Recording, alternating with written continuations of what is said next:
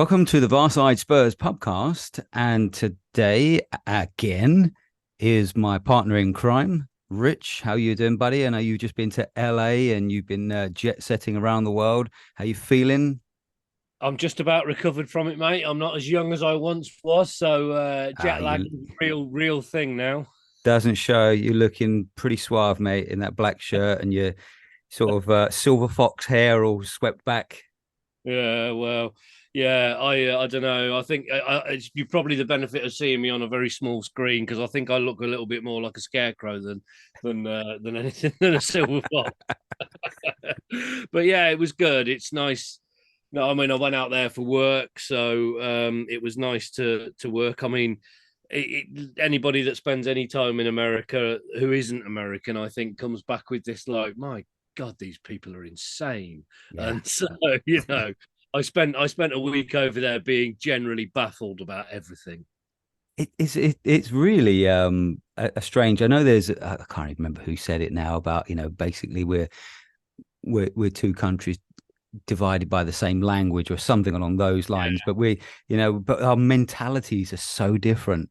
Perhaps we do need a bit of Americanism, a sort of American positivity in our lives because they seem to sort of be up for everything and supportive of everything, and we much more cynical.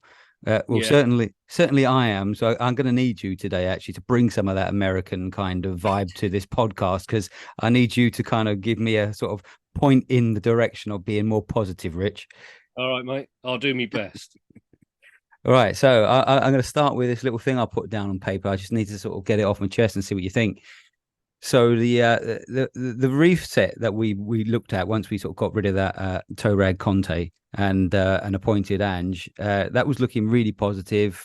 We got in Madison quickly, Vicario quickly. Levy had seemed to have got this message about the painful rebuild. In fact, a lot of people connected either with the club, like journalists and people like Paul O'Keefe were saying that we're really going to, get this underway and it's actually going to happen this time. Yeah, Scott Munn was brought in, and that was perhaps the one of the things that was kind of where we were worried about how much Levy would have to say. He was going to get involved and take some of the responsibilities away from Levy. Some talk about more financial investment in the club. Quite early on, Andrew was bringing this kind of unity to the fan base, talking about us, and everything was looking really rosy. And then we cut to a month later and still have no Munn. Levy haggling over players that we know we're desperate for to reshape and rebuild this team. Our greatest ever player striker, probably on the verge of leaving us. We're still trying to shift players out. We can't get rid of them, even to places like Russia. Pre-season, a little bit of a mess.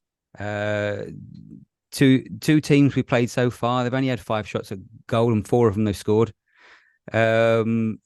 So the pressure was on Ange in lots of ways, and also in the press conferences, every single question is dominated by Kane.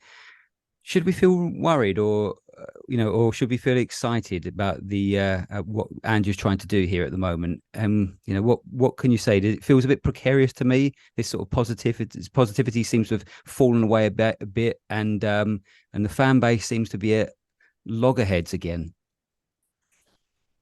Yeah, I mean, there's a couple of things to say to that, really. I mean, I think the Scott Munn thing is interesting because we don't have a start date for him now, do we? No. Sorry, I'm not.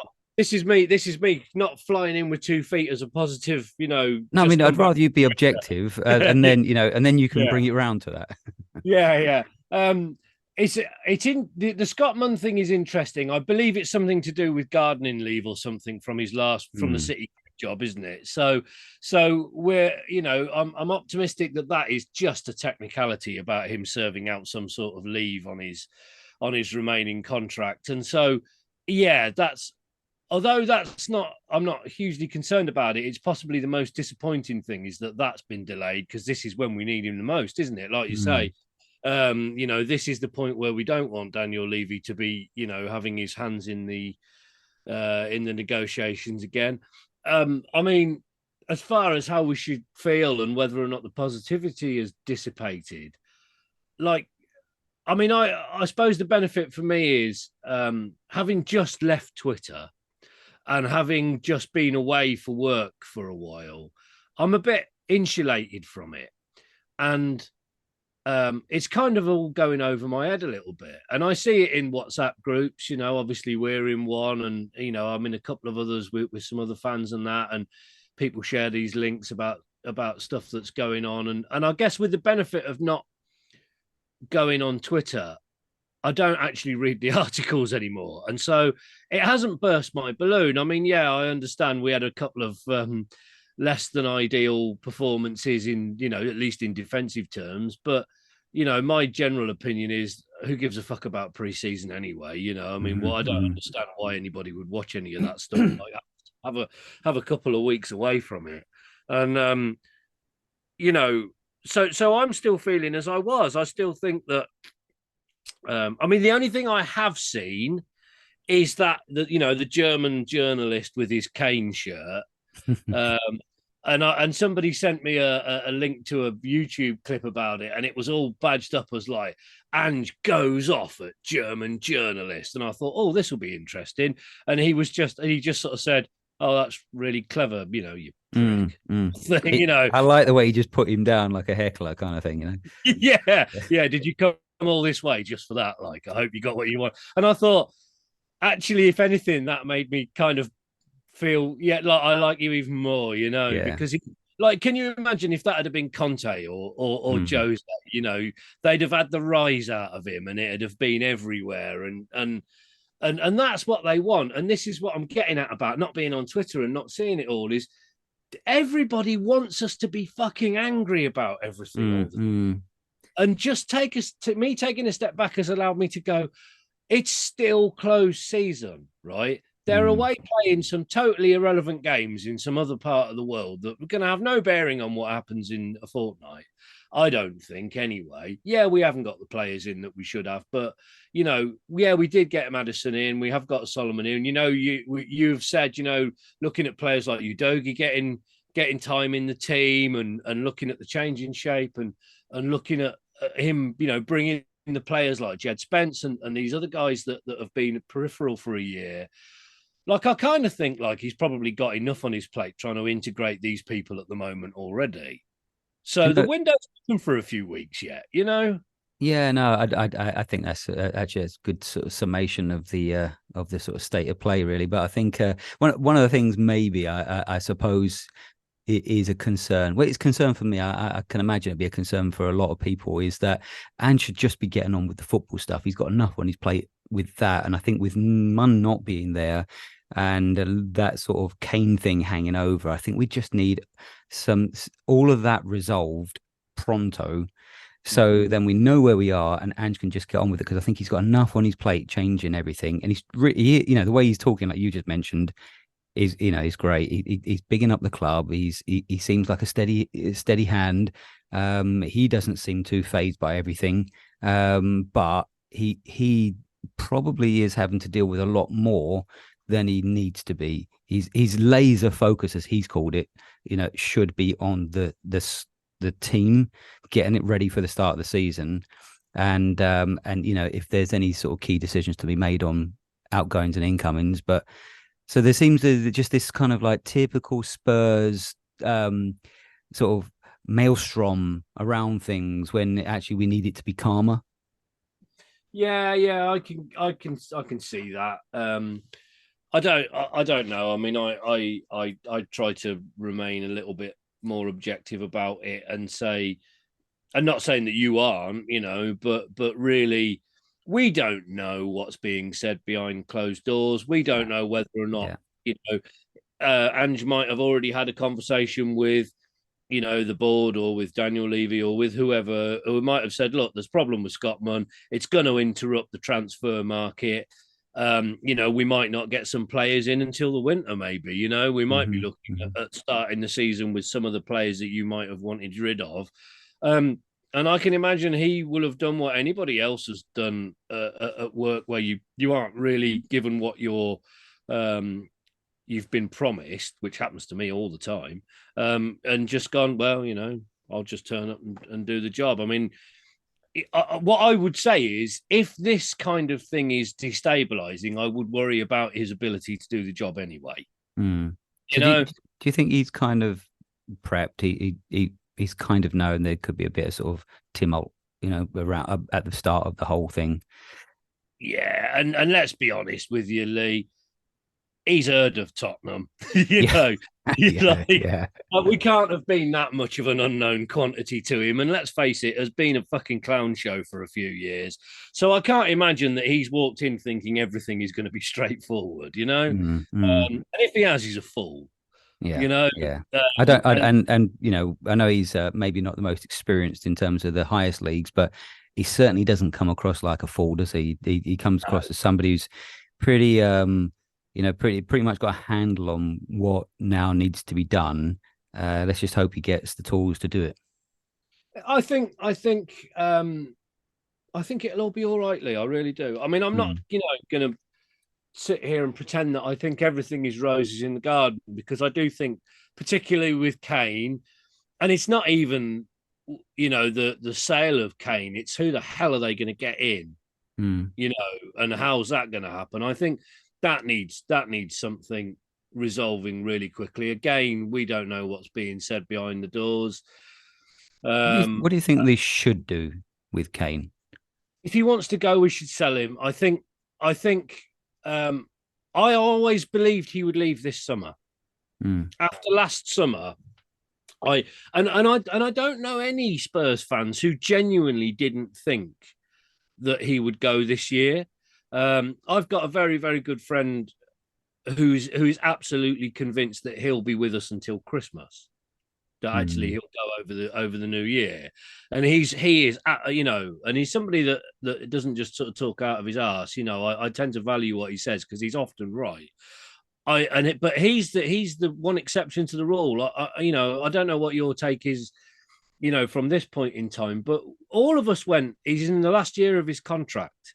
We can't just let him walk away for nothing because if he does that, somebody like Man United will come in and offer him £1 million a bloody mm, week or something because there won't be a signing on fee. mm, Um, and we'll end up having to play against him in the league, whereas this mm. way, at least they can say, thanks for the memories. Here's a plane ticket.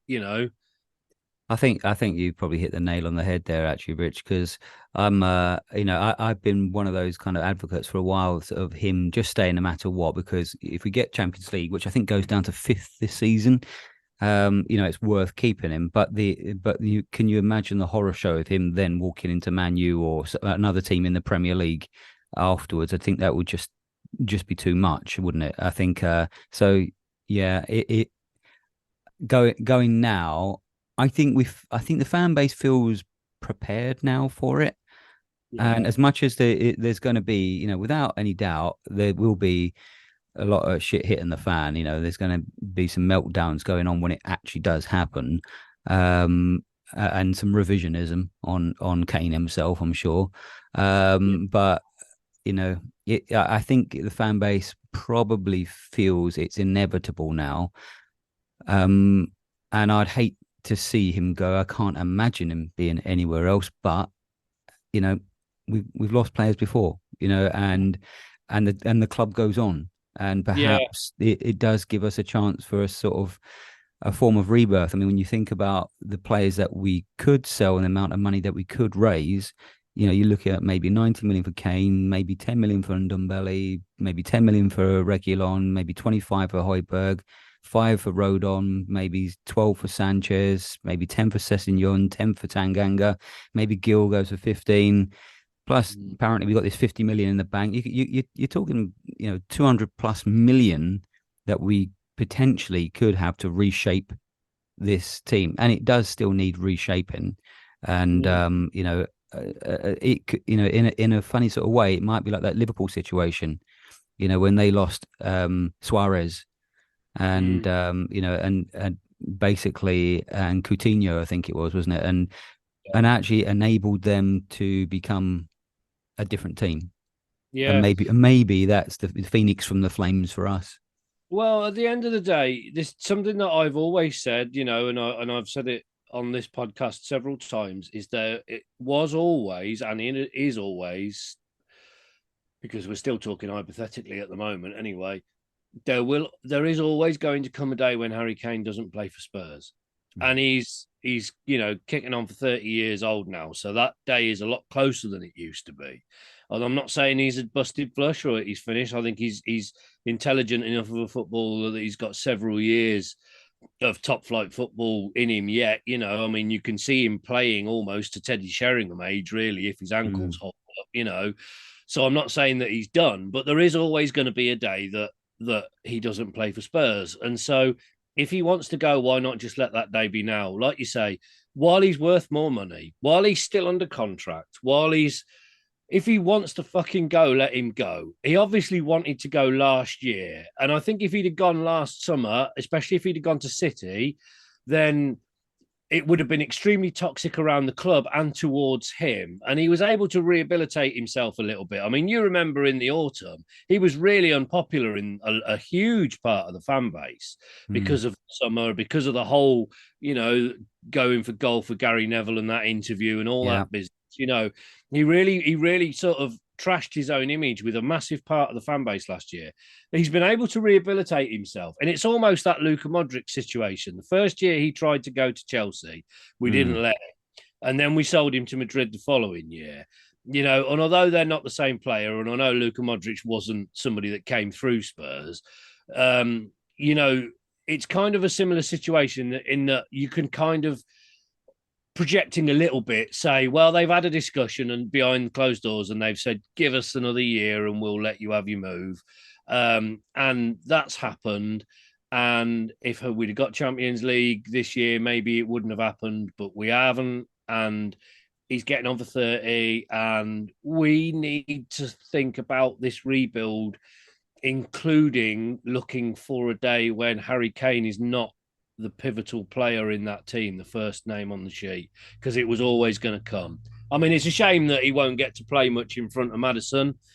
I think that would have been a wonderful thing to see in the league, Mm. but I don't know if this is an easy question or a hard question, but who do you think we should buy that would actually improve us, Rich? I have absolutely no idea Mm. because I don't watch.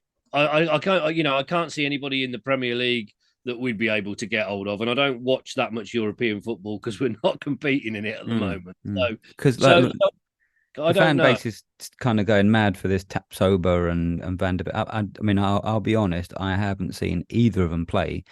I'm only taking the kind of growing momentum of voices that are saying that these guys are wunderkind, that they're going to be outstanding players and we should have snapped them up by now. I've seen Gvardiol, but he looks like he's going to go to City, and with that money, we could afford to buy him. But would he go to a club that's got no Champions League? Probably not. Well, it's like the Vlahovic thing, isn't it? We tried to buy him before, and he said, "I will only go to a club with Champions League." And Mm, and I know that there's again, it's something that I've alluded to in the past on here that Conte said in one of his early press conferences. This is the problem. It's not that we aren't trying to buy the players; is that they don't want to come. mm, You know, and so I think it's going to be. I think we might be underwhelmed. I think we might end up having to buy somebody that nobody's really heard of for not very much money because that's the only kind of player that we're going to be able to get in without any European football this year and with an unproven manager. But I don't know. I mean, I'm still firmly of the opinion that we should never have sold Marcus Edwards because I think he was always good enough. mm. And you of course, you went and you see him. He went to Germany and did a reasonable job. I think it was at Leverkusen he was at, and then he's been at Lisbon where we've had Pedro Porro from, and he's shown that he's had the ability. So But it I might be think somebody at that level, mightn't it? I think you're right. Maybe that would be the right decision. But if we sell Kane, the sharks are going to be circling and in the media, and Anyway, they're going yeah, to settle anyway. yeah, I mean, fucking hell. I'm not Daniel Levy's biggest fan by a long stick. I'm certainly not the biggest fan of Enoch. And especially now Joe Lewis has is chained to a radiator somewhere in America, or locked in a cell or whatever he is. I'm not a massive advocate for the people who own the club, but also, I do sort of look at it and think there ain't nothing they could fucking do, you know. Mm, mm, Like there are parts of the fan base that if we sold Harry Kane tomorrow and bought Erling Haaland off Man City the day afterwards, they'd say, "Well, why didn't they just use that money to keep Kane?" Fucking Levy, you know. And like yeah. there is, yeah, and so yeah, I don't think the problem is I think we give too much importance to what fans are going to say or do, and I Mm. don't think we give anywhere near that much importance to it. Whether No, or they but should is another matter, but you know.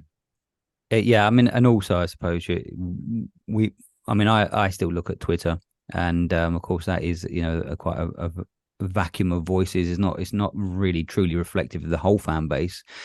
But the green and gold lot are going to be really, really up in arms if we keep 200 million, only spend like 10 million and 15 million of it, and haven't invested it again. It will just be further proof of Yeah, this club being, them draining us and all this kind of stuff. So they're going to say that anyway. yeah, yeah. You know, like it doesn't matter what they do.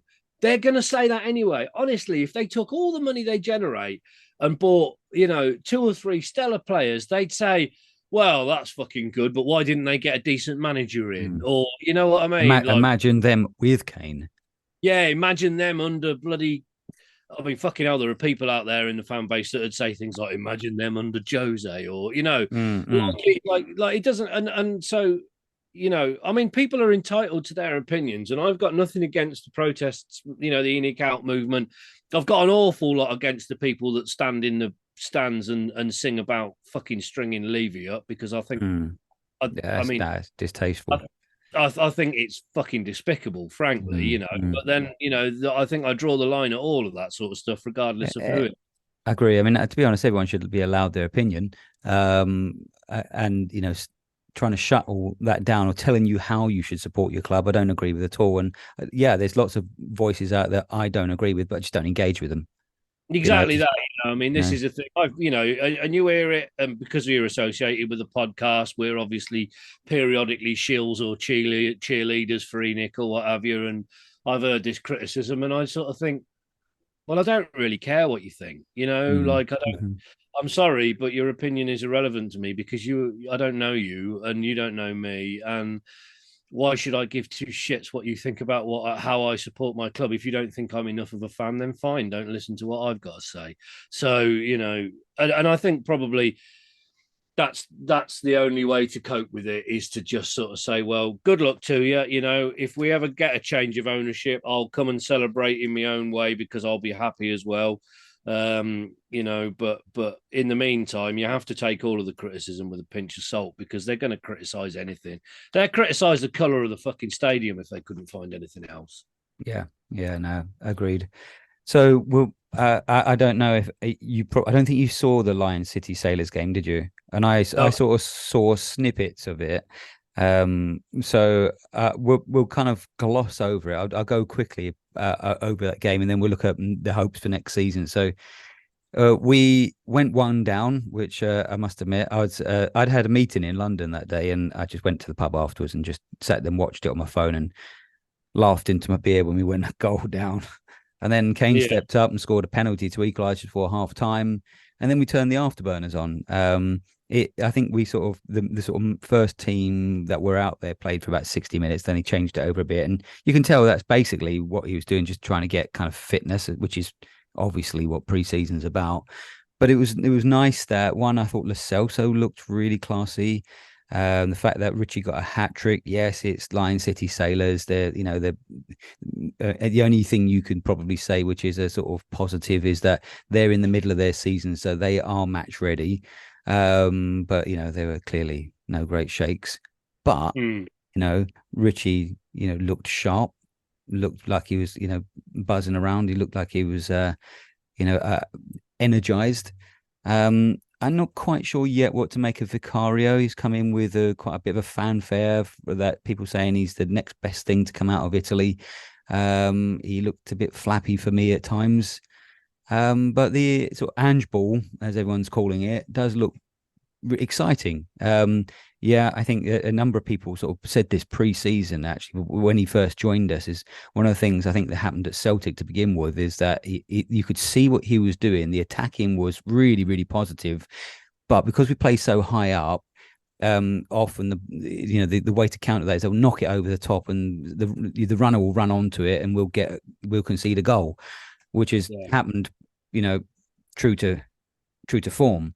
So we do need to strengthen in that area. But I think once that clicks, once that goes right, I think we will be an exciting team to watch. Whether it will be too naive for the Premier League or whether it will be a breath of fresh air for the Premier League, I really don't know yet. But certainly, like we said last pod, I'm much more looking forward to watching this type of football than the shit we've watched for the last few years anyway.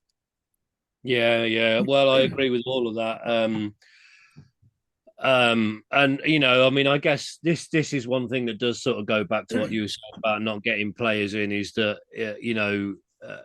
your man is playing behind a defense that probably isn't going to look like that in the Premier League. So, Mm. I mean, there's a bit of equivocation as to whether or not that leakiness will be the same if and when we get other people in. I don't know, but you're right. I mean, I think you have to go forward. Spurs have got to play on the front foot. Otherwise, you see, even when we were winning under Conte, it was terrible to watch. I mean, um, it didn't. The successes that we had, the league position, and when things looked like they were going well, did not mitigate for how bloody awful it was to witness for an hour and a half every week.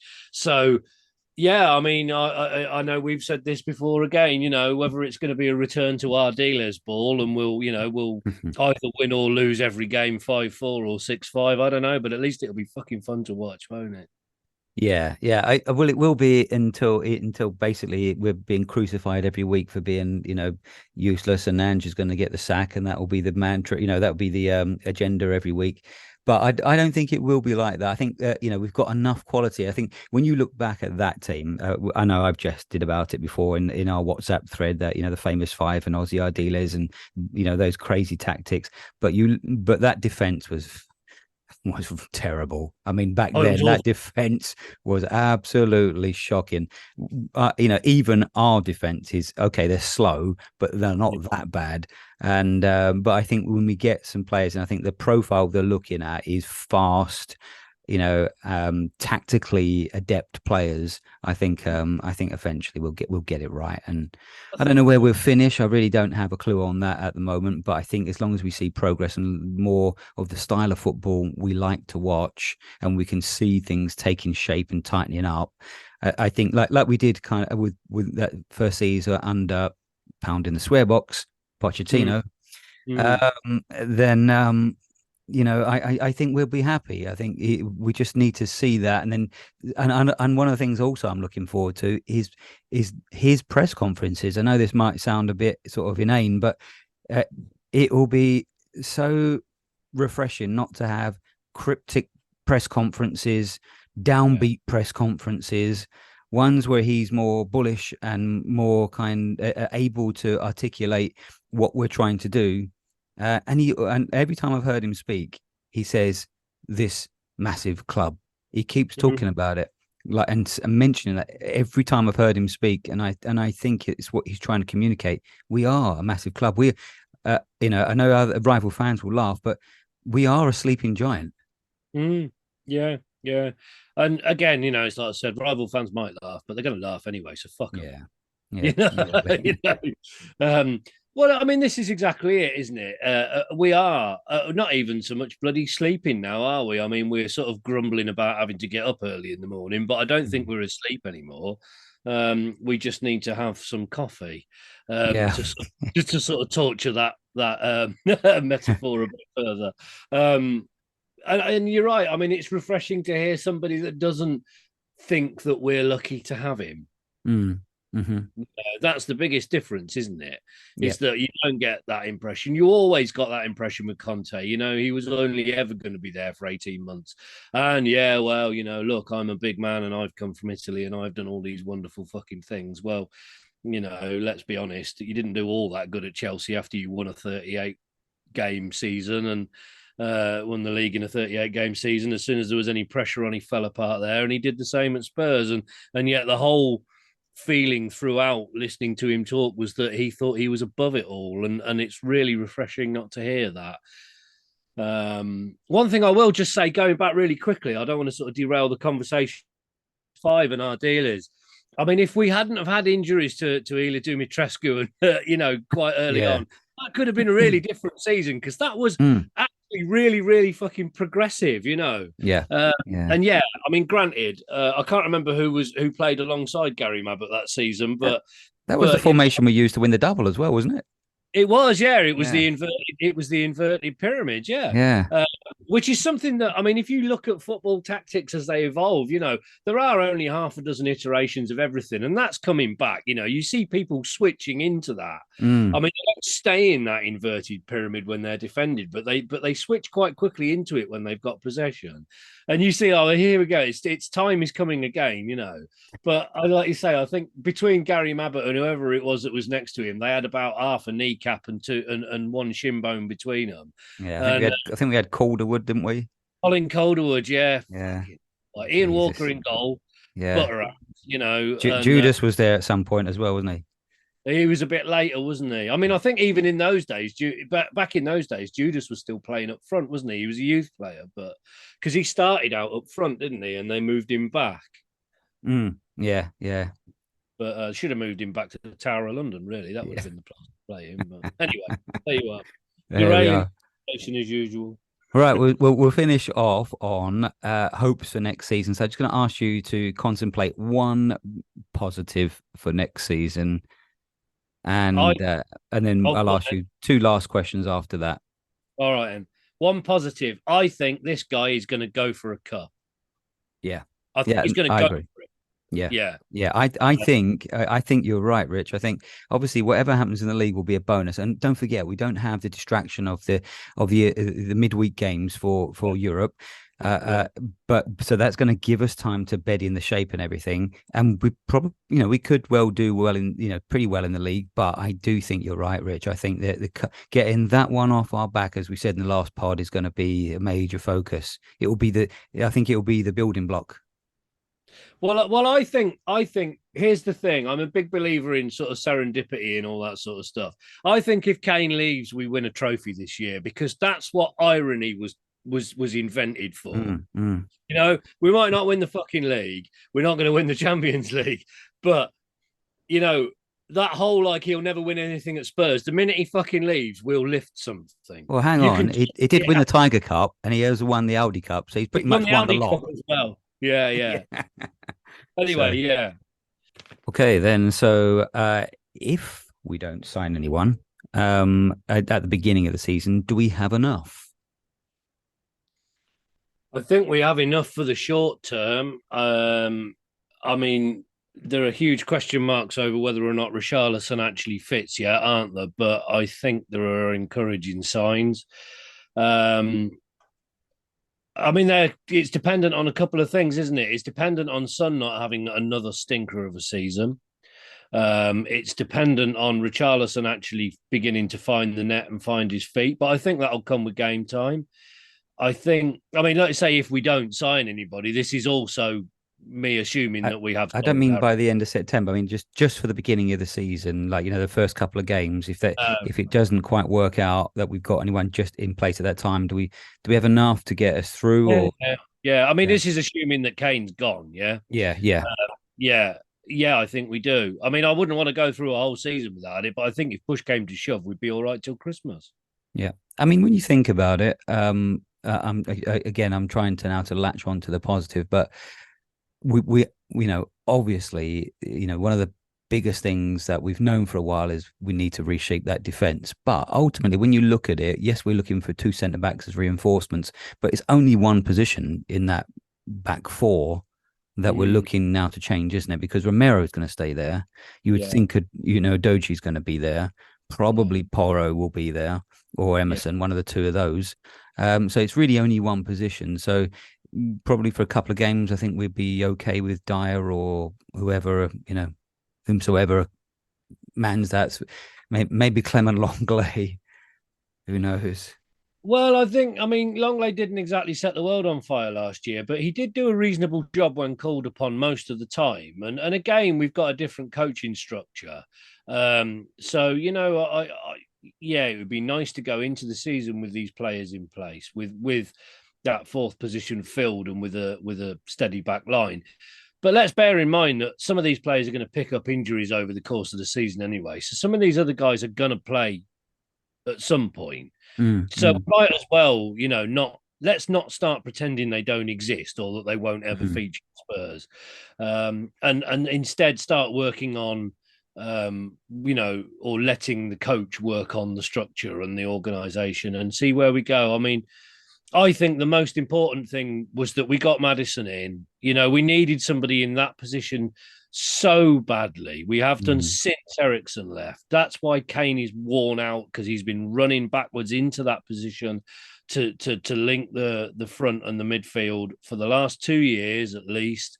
And that was the most important thing. I think that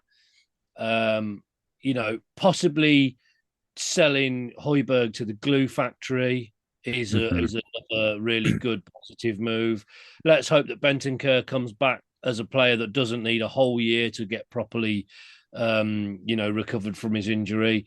And then I think we're all right. I think we're gonna be all right. Do you know? It's Do you know what? I suppose the positive thing is that we expectations are low yeah. amongst not just I suppose not just amongst us, but amongst other fan bases who think we are dead certs of relegation.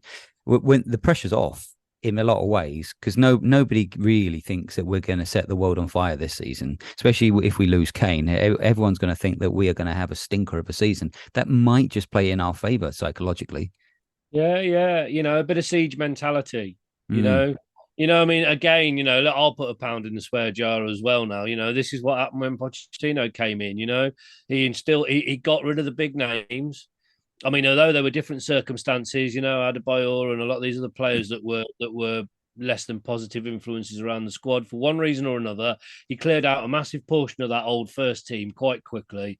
There were no expectations, and he created a siege mentality. There's that really famous interview with Eric Dyer early on. We hear what people are saying about Tottenham, and we don't like it. yeah, That was yeah, pivotal.